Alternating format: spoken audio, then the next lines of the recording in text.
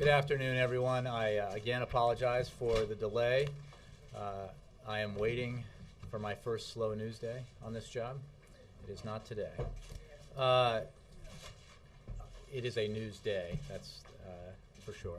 I have a couple of things I'd like to say at the top here. First, as many of you know, we had a briefing on the President's Latin America trip earlier today, and I wanted to follow up on a question.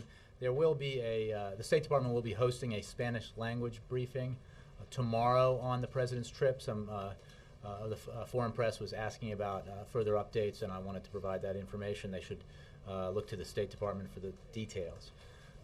Secondly, I'd like to mention that today the President called both King Abdullah of Saudi Arabia and King Hamad of Bahrain to discuss the situation in Bahrain. The President expressed his deep concern over the violence in Bahrain and stressed the need for maximum restraint. The President also stressed the importance of a political process as the only way to peacefully address the legitimate grievances of Bahrainis and to lead to a Bahrain that is stable, just, more unified, and responsive to its people. The President reiterated his support for the National Dialogue Initiative led by Bahraini Crown Prince Salman. On a separate issue, the chairman of the Nuclear Regulatory Commission, Greg Yatsko, came to the White House today to brief the President. He gave the President an update on the deteriorating situation at the nuclear power plant in Japan. Others in attendance at the briefing included National Security Advisor Tom Donnellan, Homeland Security Advisor John Brennan, Deputy National Security Advisor Dennis McDonough, White House Chief of Staff Bill Daley, and John Holdren, the Director of the Office of Science and Technology Policy. In the briefing, Chairman Yatsko updated the President on the status of the reactors at the plant in Japan and on additional protective measures the United States is taking to ensure the safety of American citizens in that region of Japan. He informed the President that it was his recommendation, and this recommendation has turned into the advice of the State Department, that American citizens in Japan evacuate, those American citizens who are within a 50-mile radius of the reactors, evacuate from that area. This is the same advice that the NRC would give if this incident were taking place in the United States, to evacuate beyond a 50-mile radius. With that, I will take your questions. Yes, Erica.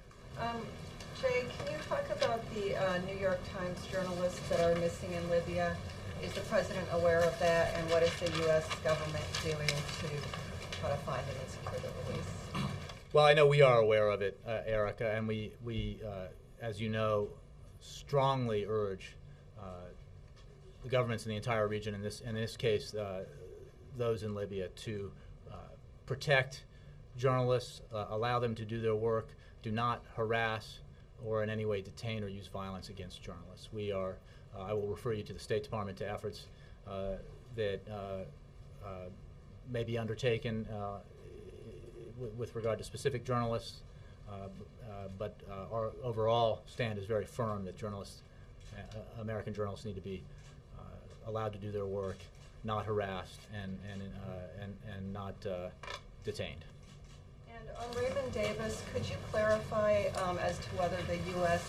did in fact make payments to those families to secure his release? Erica, the United States welcomes the release of Mr. Davis. He was released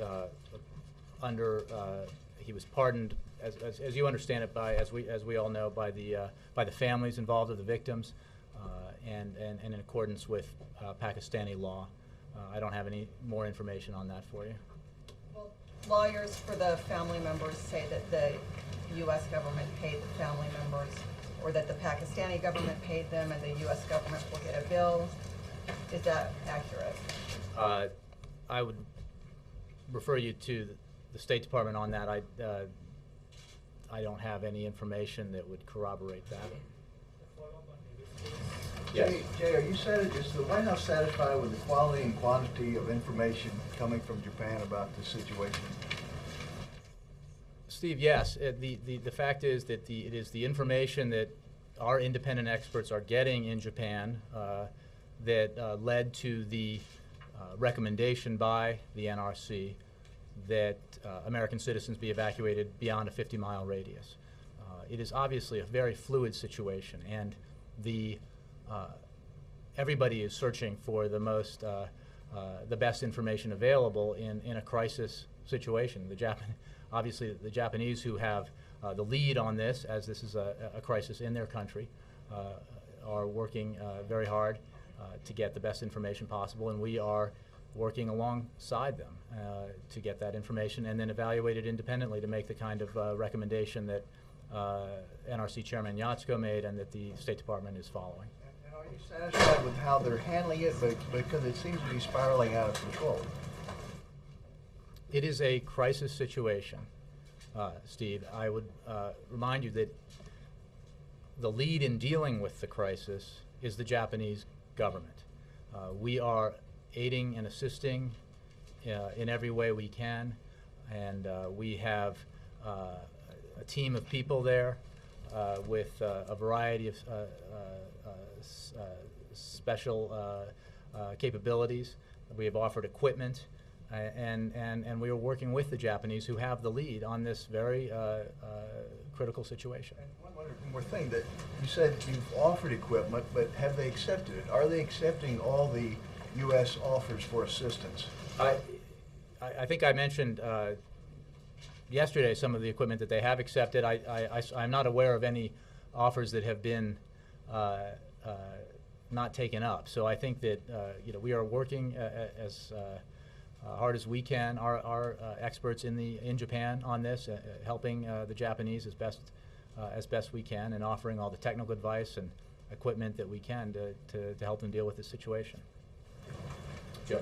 Jay, why isn't the United States doing what other big countries in Europe especially are doing with their citizens, which is really urging that they evacuate Japan? Why keep this incremental situation going? Well, Jill, I would point you to the fact that the NRC, the independent agency that monitors the safety and security of the nuclear reactors in this country, has evaluated the information that it has received and advises that American citizens should evacuate beyond a 50-mile radius. That is the same advice they would give if an incident like this were occurring in the United States.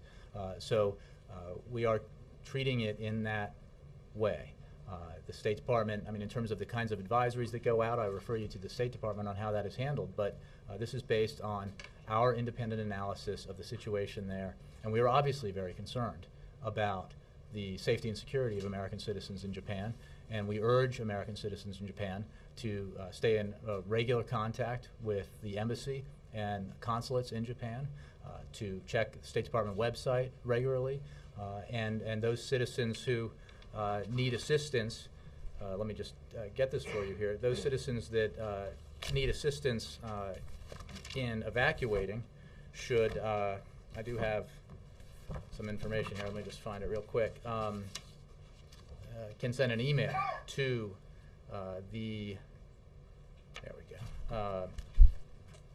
to the embassy to get assistance. It's called, the email address is Japan Emergency USC@state.gov, and U.S. citizens in need of emergency assistance should send an email to that address with detailed information about their location and contact information, and monitor the U.S. Department of State website at travel.state.gov for further information. So the United States would help its citizens to get out of that area?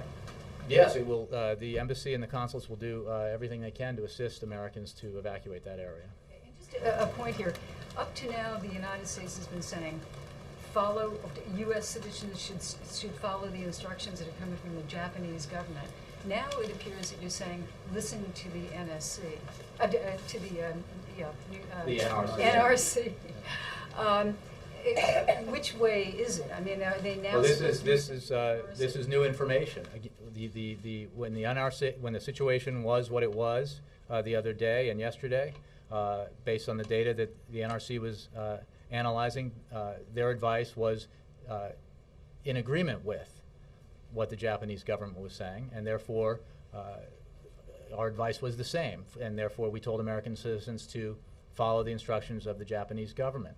We are now saying, based on our independent analysis of the deteriorating situation, we all have watched on television and read about the damage at the various reactors and the potential for emissions. Based on that new information, the new data, and the independent analysis, the NRC is now advising an evacuation beyond a 50-mile radius. So because that the advice is no longer in agreement, we are obviously advising American citizens that they listen to the NRC and the State Department. Doesn't that raise a big question? I mean, do you still have confidence in what the Japanese government is saying if you are saying their advice doesn't go far enough? But I'm not sure the nature of your question. The Japanese government, this is an incident that's happened in Japan. The Japanese government is evaluating the data. We are evaluating it as well, and we are making an independent recommendation for American citizens. It's not a question of, again, this is, to make it clear, this crisis is happening in Japan. So obviously, the Japanese government has the lead here with regards to the dealing with the crisis and advising its people. We have a lot of Americans in Japan, and when the data that we receive is analyzed independently, we're going to give advice based on our analysis, and that's what we're doing today. That raises the question again. But I don't understand the question. Well, just to make sure then, does the advice from the United States go beyond what the Japanese are suggesting? Yes. Okay, so if it does, then that means there is a higher level of concern among the Americans about this than among It is. Again, I will not, from here, judge the Japanese evaluation of the data. I will simply say, based on our analysis and our expert analysis, this is what we would do if this incident were happening in the United States. And because we have American citizens in Japan, this is the advice that we're giving American citizens. Again, it's not, it is simply a separate analysis based on American standards that the NRC has and the advice they would give. But if I were a U.S. citizen in Japan right now, in that area, if I were listening to the Japanese government, I would be staying in certain places rather than leaving. Isn't that correct? But, which is why we are saying that it is our recommendation that American citizens evacuate beyond a 50-mile radius. And so precisely because we believe, based on our analysis, that that is the right course of action, we are issuing this advisory today. The State Department issued it not long ago. Okay, can I ask you a quick question on Libya? President Sarkozy today said it's a matter of days, if not hours, for the opposition, that forces of Gaddafi are moving swiftly. You have Ban Ki-moon saying if they move against Benghazi, there could be massively dangerous situations for the civilians, putting their lives at risk. We asked you yesterday, doesn't it appear that it's over for the opposition? But now it's not just the opposition. It's the citizens who are in Benghazi. It's the citizens who could be at risk. Doesn't that raise the flag to do more now than simply say the United Nations should act? But nobody seems to be doing it. Well, I disagree with that. In fact, the United Nations is meeting today and crafting a resolution. The Secretary of State just spoke about this to reporters in Cairo. Ambassador Rice is working very hard with her counterparts at the United Nations on language that would hopefully, the terms of the resolution would include a range of actions that the international community could take. And we are exploring that and hoping to move very quickly. I will simply cite the Secretary of State, who said that she believes, or rather she hopes, that we will see movement on that no later than tomorrow. So the international community is moving very quickly. We are, as we've noted before, very heartened by the strong statement from the Arab League. We think it is vital for these kinds of actions to be international in nature, and in this region it is vital for the support of nations in the region in order to make it clear that this is not the West or the United States dictating an outcome in a country like Libya, but it is the international community that is making demands and taking action very much in concert with other Arab nations. Yes, Jake. Just to be clear, those Americans in Japan who listen to the Japanese government and stay 20 kilometers outside the reactor and don't listen to the U.S. government and go 80 kilometers outside the reactor, they are taking risks with their lives that they should not. We are advising, I think I'm being clear about this, we are advising based on new information in a deteriorating and fast-moving situation at a nuclear reactor site in Japan that American citizens within a 50-mile radius of that plant should evacuate beyond the 50-mile mark. And that is our advice to American citizens. That recommendation suggests that the information coming from the Japanese government is inadequate. No, it is, that recommendation suggests that the advice the Japanese government is giving, based on the information it has, is different from the advice that we would be giving if this incident were happening in the United States of America. It is not about the quality of information. It is about the standards set by the Nuclear Regulatory Commission here in the United States and the kind of advice it would be giving should this incident happen in the United States or something similar to it. So it is, again, not about the quality of information or the level of cooperation. It is about our analysis and our standards. We have higher standards. It's not about high or low, Jake. I'm just simply saying that this is our advice based on the information that we have. The European Energy Commissioner said today, quote, there's talk about Japan, there's talk of an apocalypse, and I think the word is particularly well chosen. Practically everything is out of control. I cannot exclude the worst in the hours and days to come. What is going on over there right now? We have not heard the latest in information from the NRC or from the Japanese government, and apparently there has been something that has happened in the last few hours. Well, it is clearly a crisis. There is clearly deteriorating, but right. what specifically is going on? Well, again, I'm standing here at the White House. I think you have reporters in Japan. You have reporters, including ones here, who could get the technical, detailed information on what we know from the NRC, from the Department of Energy. So we should rely on the media, not the government? No. I just referred to government agencies who can provide technical information about what we know that's happening. But it is obviously a fluid situation. I'm not. We make no bones about the fact that this is a very serious situation at this nuclear plant.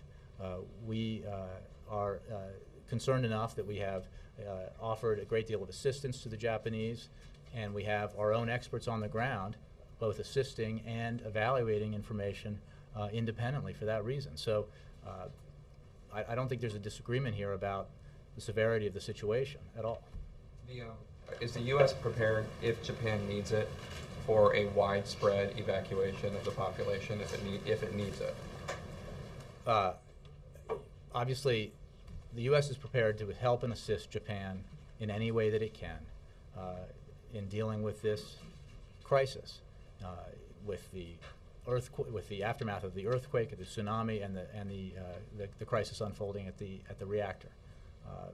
In terms of what that would entail, I can't guess at this point, but we are prepared to help in any way we can. So that is a contingency that the U.S. is prepared to handle? I didn't say that. I said in any way that we can, because I don't know. I mean, we prepare for contingencies of all kinds all the time, and we are assisting the government of Japan in any way that we can now, and we will continue to do so. Yes, Jay. Jay, I think Joel and MJ were getting at a broader question here that I'm not sure you answered. It's not just the 50-mile issue. It's issues generally.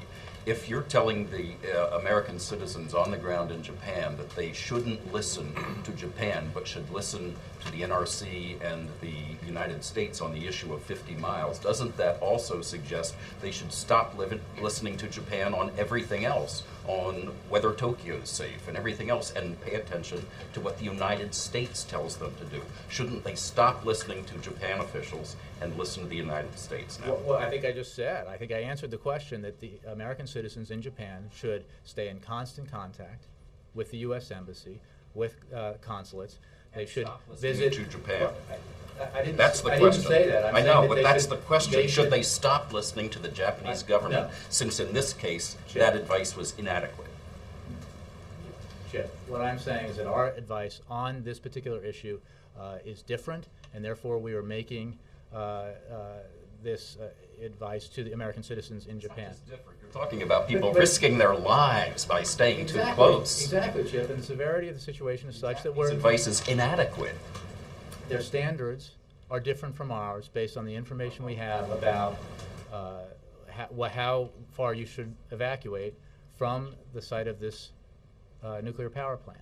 American citizens in Japan should closely monitor the Department of State website. They should stay in touch with the embassy.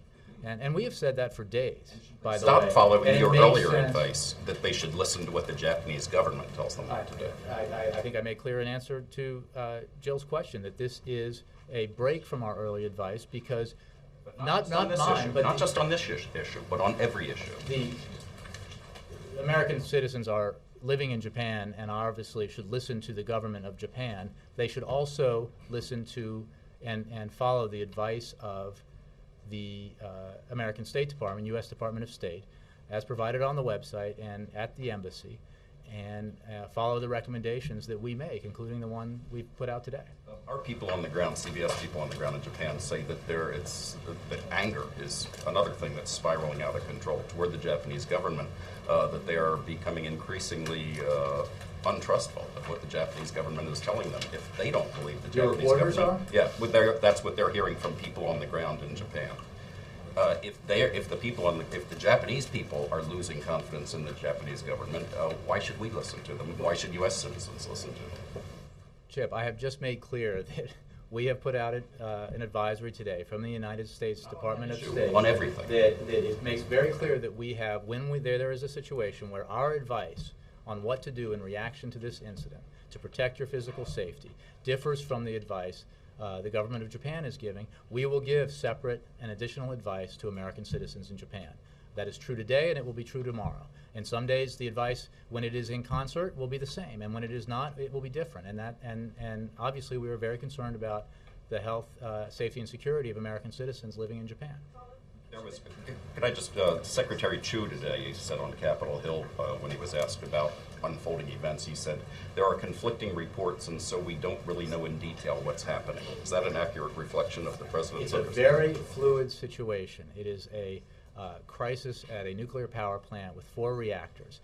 And you don't need me to tell you that the situation has deteriorated in the days since the tsunami, and that the situation has grown at times worse with potential greater damage and fallout from the reactor. And that is why there is new information based on a very fluid situation. And when he was asked if he's satisfied with the Japanese government's response, he said, I can't really say.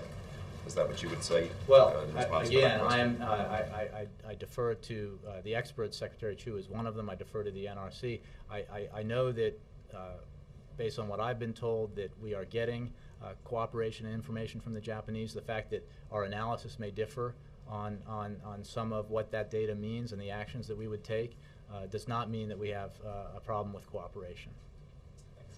Is the President concerned at what appears to be a tug of war between the Saudis and Iran over Bahrain? The President, as I think I made clear in my readout of his phone calls today to the King of Saudi Arabia and the King of Bahrain, is concerned about the situation in Bahrain. And expressed that concern directly to the King of Bahrain and called on the government there to follow the National Dialogue Initiative that was is being led by the Bahraini Crown Prince. He believes, as we've said many times, and he expressed this to those 2 leaders as he has to others in the region, that there is no military solution to the problems in Bahrain. There is no means of violence that will solve the unrest in the region, in any country, and that the future of those countries will be immeasurably brighter if the governments there engage in a political dialogue with the people, allow for a democratic transition, and precisely in order to answer the legitimate aspirations and grievances of their people, so that those countries can thrive politically and economically in the future. But does he believe that the Saudis and Iran are butting heads over Bahrain? And with the strategic interests the U.S. has in both Saudi Arabia and Bahrain, is he concerned about the conflict between those two? I think his concern about Bahrain is what's happening in Bahrain, and he believes that the government of Bahrain needs to show restraint in its dealing with the people there. And that all sides need to show restraint, to refrain from violence, and to engage in a dialogue. And he believes that that is the right course for the government of Bahrain, and it's the right course for governments in the region. And if I could ask you about the Transparency Award the President's receiving today. The AP has a report that indicates FOIA requests were up last year, but action was taken in fewer cases, and agencies took longer, in fact, to give out records. So, if I could, how has the President earned a Transparency Award? Wendell, as you know, and I assume you've got your tongue stuck firmly in your cheek when you ask that question, this President has demonstrated a commitment to transparency and openness that is greater than any administration has shown in the past, and he's been committed to that since he ran for president, and he's taken a significant number of measures to demonstrate that. And this is not an award that he is that we are giving to him or he is giving to himself. This is an award from an outside organization that has recognized the achievements this administration has made. If you, I mean, I can provide you the details. On the issue of FOIA requests, the fact is that we have federal agencies in this administration, under President Obama's leadership and directives, have disclosed more information and withheld less information in response to FOIA requests, precisely because of the directives that this president has made. And we believe, the president believes, that greater openness and transparency strengthens our democracy, promotes efficiency and effectiveness in government, and he will continue to pursue the initiatives that he believes very much are in the interest of the American people. It's not just the AP. George Washington University also released a study this week, and the conclusion was that federal agencies are about halfway to where the president asked them to be, and the author of the study said maybe they'll get there by the end of the president first said, term. and again, we can separately, if you'd like, go through all the data that covers the FOIA requests, but that the president set a very high standard for openness and transparency, I will concede, and that he has asked his government to pursue and achieve that standard, I will also concede. What I will not concede is that his record on this issue is anything but exemplary, and it is because of his commitment to the issues of openness and transparency that he is receiving this award, and he'll continue to be committed to it. Yes, Mike. Given that Secretary Chu described the situation in Japan as a partial meltdown today, and that there are conflicting reports, says Secretary Chu, that several reactors are now at risk, and given the updated advisories about the evacuations that you've outlined here, is there thought being given here to postponing the Latin American trip? We still very much plan to take the trip. I just want to emphasize, we are leaving on schedule on Friday. It bears repeating that this is a crisis. There is no question about it, and it is a crisis in Japan. It is not a crisis in the United States. We are very concerned about our allies and friends, the Japanese. We are doing everything we can to help and assist them. We are very concerned about the safety and security of American citizens in Japan, and we are doing everything we can to ensure their safety. But it is, we have no plans to change the trip. Is it under consideration, postponement? No, I mean, it's somebody asked me yesterday, could an event occur that would cause you to postpone a trip? That's like asking, could an asteroid fall from the sky? Let me ask you this: the discrepancy,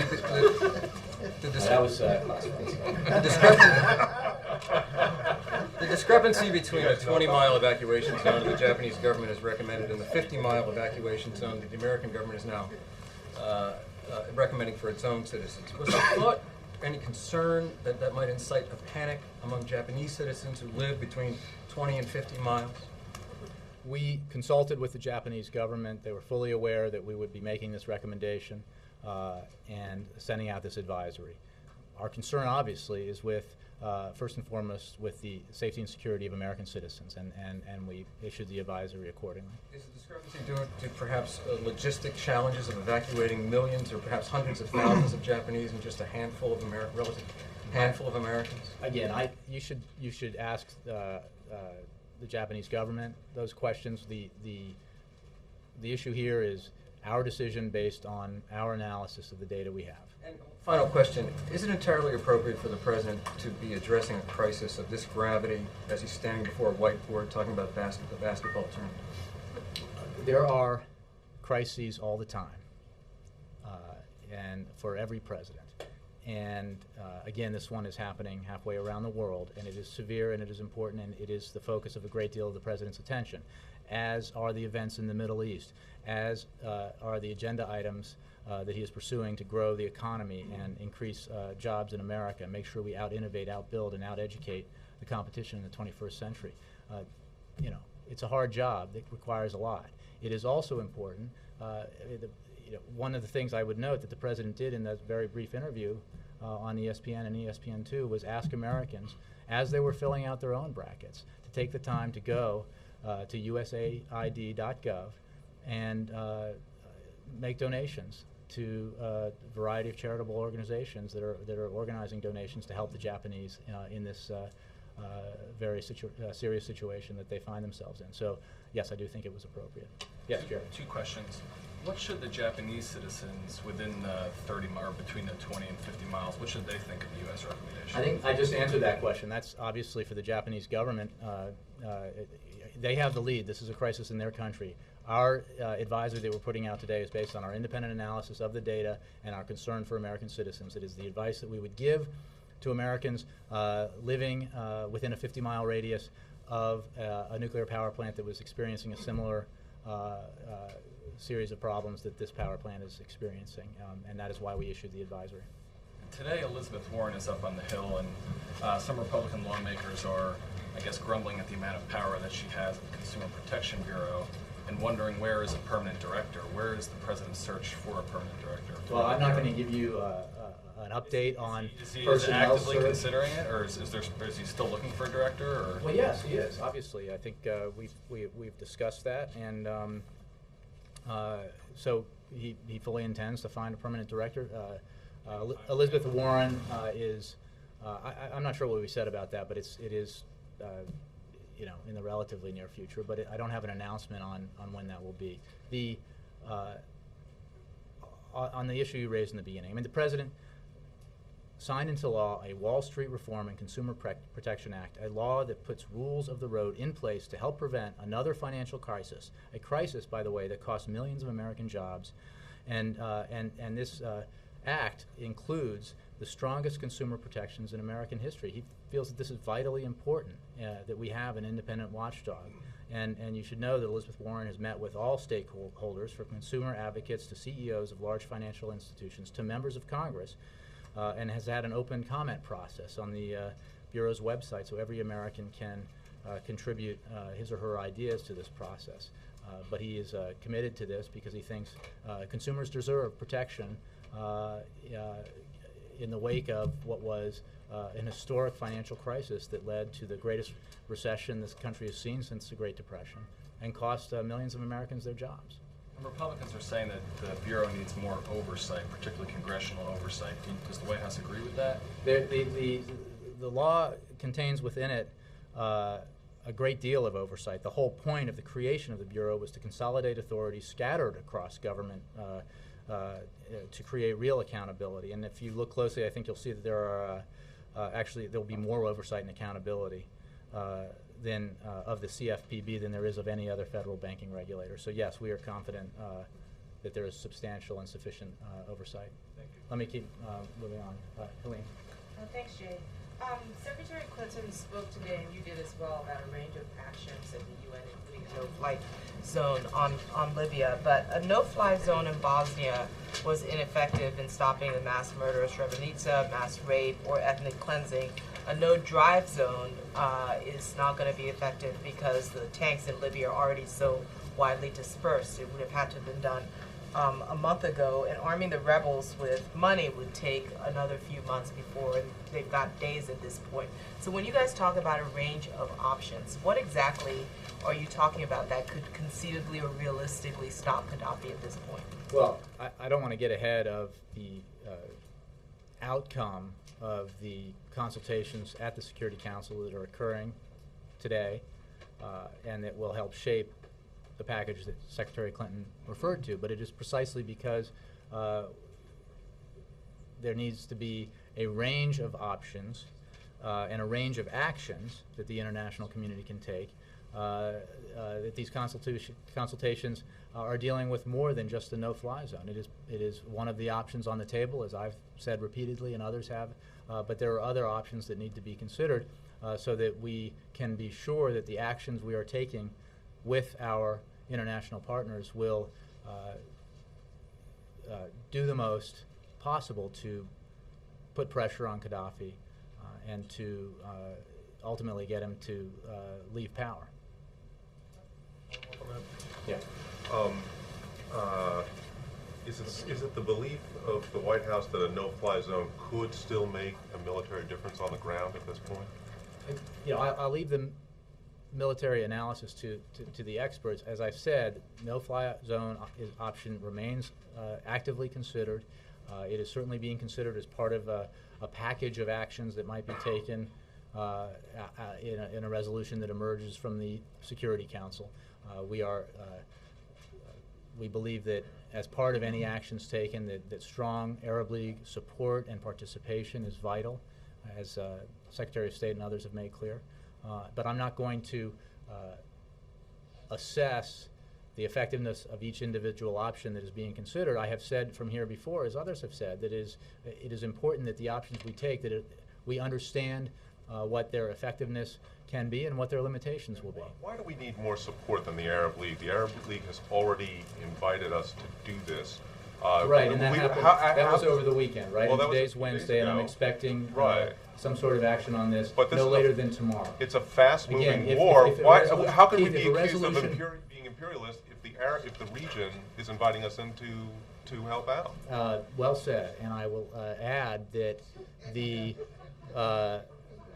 expectation that the Secretary of State expressed moments ago in Cairo that we might have action on this no later than tomorrow again demonstrates the remarkable sense of urgency that this administration has been guided by, and our international partners have been guided by. One more final thing. You frequently talk about what we've done and the rapidity of the things that we have done. How have any of those actions that we've taken affected military matters in a positive way for the rebels on the ground? Well, you're asking me to prove a negative, Keith, right? I mean, the fact that the actions we've taken do we feel that they have done there's anything? There's an arms embargo, there's this asset freeze, there are efforts undertaken to prevent mercenaries from traveling into Libya. There are a host of actions, including humanitarian assistance, that have had an impact on the event there. I understand that the events there. I understand that it is still, we are still not in a place where we are happy with what's happening. It is the violence is abhorrent, it is unacceptable, and the international community has spoken very clearly about that. But the actions that have been taken have been significant. They have been highly coordinated, and they are not the last actions that we or our international partners will take. And they've actually helped the rebels, those actions? You should ask them. Ann. Yeah, thank you, Jay. Do you know whether during the NRC chairman meeting that it was raised at all that at some point the American embassy may ask Americans to, or suggest Americans leave Japan or reduce the embassy staff size in Tokyo? I don't know that anything like that was discussed. Again, this is a fluid situation. As information comes, I would point you to the State Department on any advisories it might have. The advisory that I spoke about at the top of this briefing is the ink is still not dry on it. So that is our current advice to American citizens in Japan. I ask it because some of our colleagues are in the airports there in Tokyo, and it's impossible to get out. I mean, the flights are not, there are fewer flights coming to take people out. The places looks like a campground, they say, with the people camped out trying to get flights out of the country.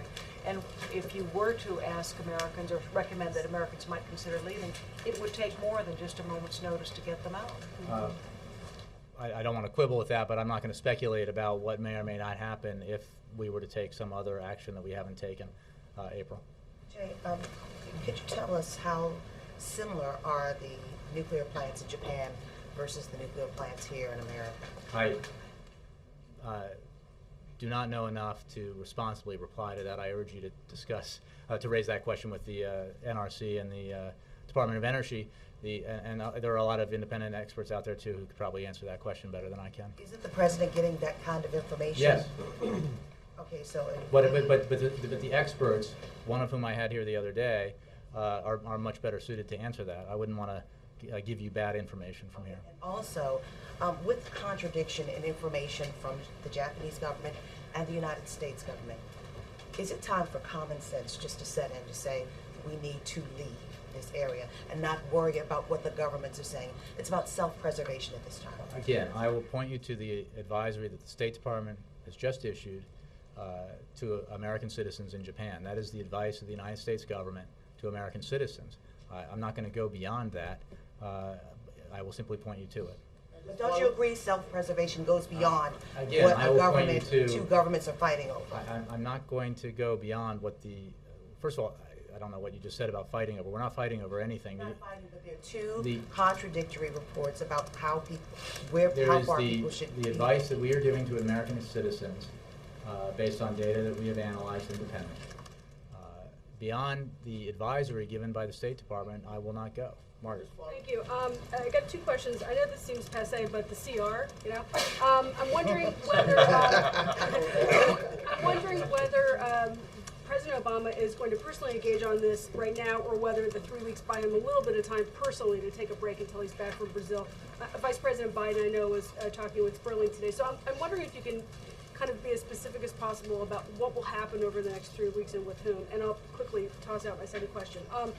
The First Amendment advocates who will present the president with this award they're not entirely happy with everything he's done. I think one of their big concerns is his continuation of the state secret invocation.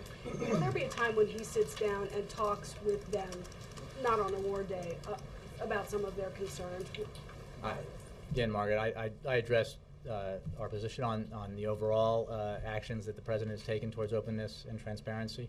On the on your first question on the CR, I mean, we obviously support the passage of the 3-week CR precisely because we need the time to negotiate a final CR for fiscal year 2011, and I think what will happen during this period is what has already happened, which are serious high-level consultations and discussions and negotiations about what that package would look like and how it must contain within it serious spending cuts, which everybody agrees are necessary, but which also maintains the investments in those areas that are so vital to our future economic growth, which the president has specified: education, infrastructure, and innovation.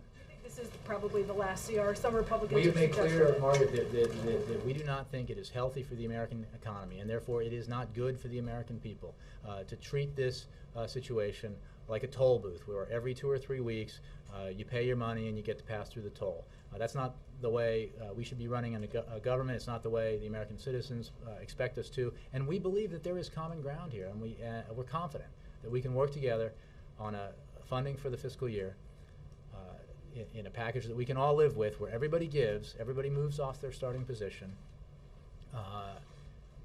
and then we can get that done and move on to address the other issues that are very important that are on. And I will point to you that among those is fiscal year 2012, where the President of the United States remains the only player to have put forward a detailed budget that cuts spending and reduces the deficit. Jay, can I follow on that? Sam. I just want to, which one? Guy in the blue shirt. Oh. Oh, okay. We'll be here, Garen. No, I just wanted to follow, on the budget negotiations, we're seeing revolts within the House Republican Party. Does the White House view Speaker Boehner as somebody who can deliver on whatever he promises at the negotiating table? Well,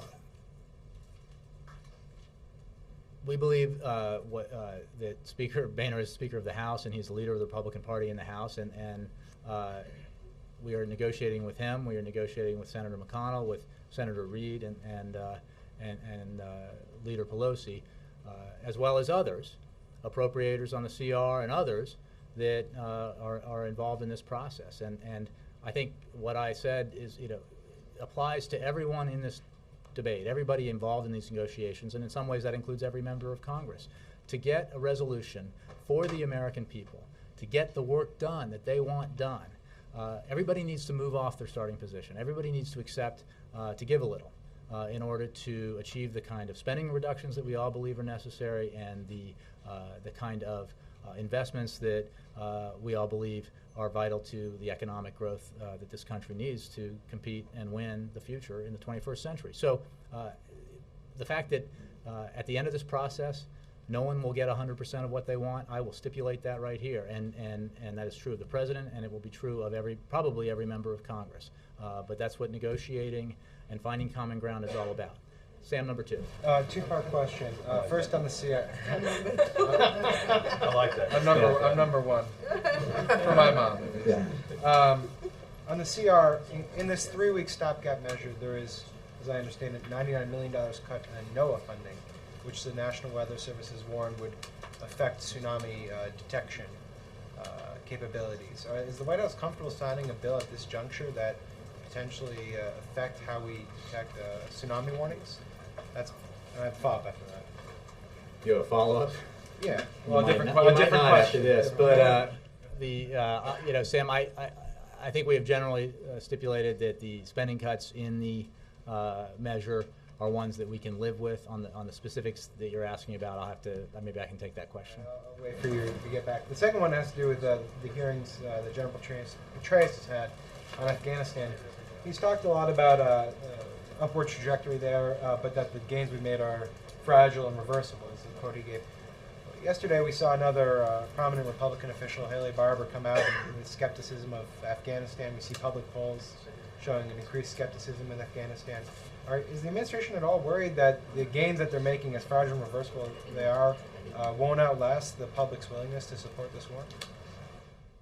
Sam, as you know, the President went through a very deliberative process to arrive at the policy decision he made that we are executing now in Afghanistan, and about which General Petraeus has been testifying on the Hill this week. He believes it is important to our national security interests to execute on that policy. He also believes that a major element of this policy is the beginning of the withdrawal of U.S. forces in July of 2011, and as I think General Petraeus also discussed in his testimony, which will lead to a process that by the end of 2014 will mean that the United States forces will turn security lead over to Afghan security forces. We understand that this is a long war, and the policy the President devised with his advisors and commanders is aimed at achieving the success that we need and drawing down our forces once those successes have been achieved, and as we transition authority to Afghan security forces. But you're not worried about the waning popularity in this country for continuing deployment even to 2014? Well, again, I think we understand the environment. We understand how long this war has gone on. We understand, as the President said, that this war was neglected for a number of years in the middle of the last decade, and the President, this was all part of the President's review that led him to the policy decision he made. Jay? Let me go all the way back to Cheryl. Thanks. I'm wondering if the President is yet interviewing for Commerce Secretary, and what do you have to say to Senator McConnell, who's vowed to hold that nomination until the Colombia and Panama Free Trade Agreements come up?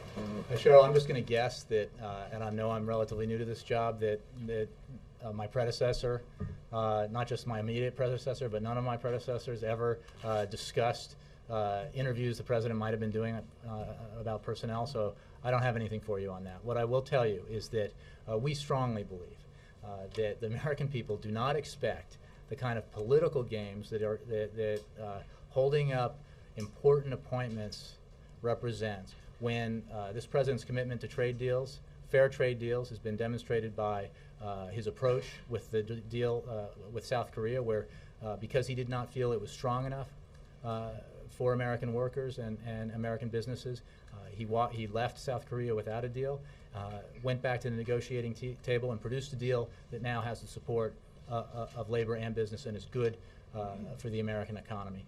That is the approach he's taking with Panama and Colombia, and as Ambassador Kirk has said publicly, we are focused very aggressively on finishing those deals, but we do not believe it is good for the economy. We do not believe the American people expect that kind of those kind of political games around something so important as the approval of a trade deal that has wide support and will lead to job creation in the United States.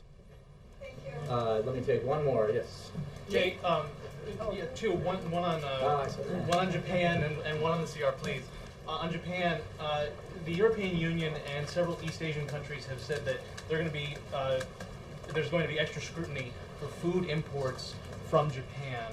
Is the United States prepared to do anything on food imports or other imports to check for radiation or other levels? Well, you should know that the agencies that check food imports do that every day, and of course are aware of what has happened in Japan and will be checking food accordingly. So, you know, the agency that ensures the safety of food imports will continue its work. It's similar to what I said about the Nuclear Regulatory Commission.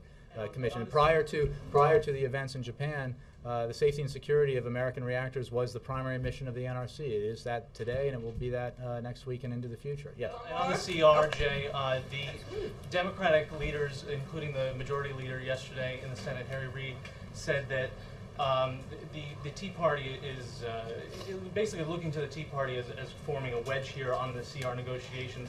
Is the president meeting separately with any Tea Party leaders in the House caucus or the Senate caucus on continuing resolution, hoping to get one through the end of fiscal year? I will just say the president has had conversations and meetings that we've talked about. In terms of internal party politics in the Republican Party, I'm not going to analyze that from here. Thanks very much.